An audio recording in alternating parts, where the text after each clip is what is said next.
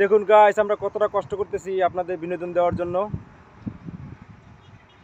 একজনকে পুরো বালির মধ্যে ঢুকিয়ে দিলাম। ও বেশি করে দাও, বালি বেশি করে দাও। আসসালামু আলাইকুম বন্ধুরা, সবাই কেমন আছেন? আশা করি সবাই ভালো আছেন। দেখেন, আমরা কিন্তু একটা শুটিং প্লেসে চলে এসেছি। এখানে আমরা শুটিং করার জন্য এসেছি। কিছু কিছু ভিডিও আপনাদের দেখাবো, সুন্দর সুন্দর ভিডিও আসবে। গিয়ে যেতে চাই। জায়গাগুলো আসলে ইউনিক। আমরা এখন একটা শুটিং প্লেসে চলে এসেছি, এখানে কিছু শ্যুট হবে, তো পরে কথা হবে।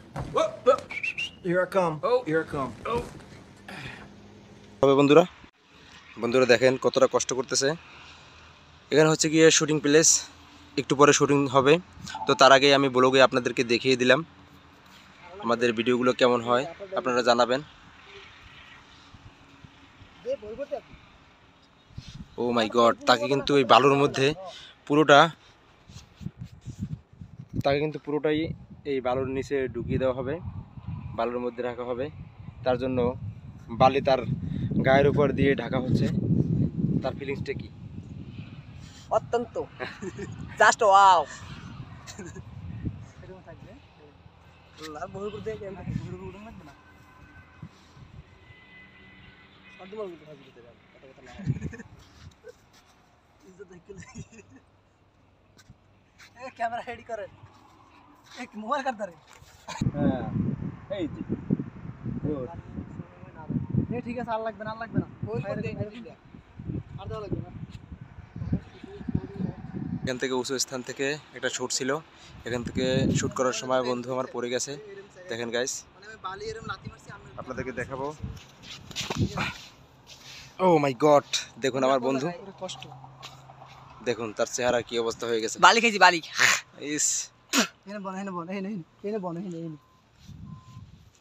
দেখুন তার কি অবস্থা। আমাদের সাথে এখন পানিও নাই যে আমরা তাকে পানি দিব। আমাদের ব্যাগে পানি ছিল, কিন্তু বর্তমানে পানি সব খেয়ে ফেলেছি, এখন নাই আর পানি। দেখেন তারপরও কিন্তু সে কষ্ট চালিয়ে যাচ্ছে।